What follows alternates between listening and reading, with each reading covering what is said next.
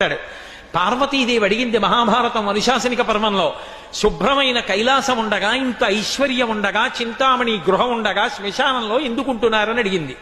అడిగితే ఆయన చెప్పాడు, పార్వతి బతికున్న నాళ్ళు అన్ని చోట్లకి వెడతారు, ఏమీ తోచట్లేదు, శ్మశానానికి వెళ్ళొద్దామని ఎవరు రారు పార్వతి.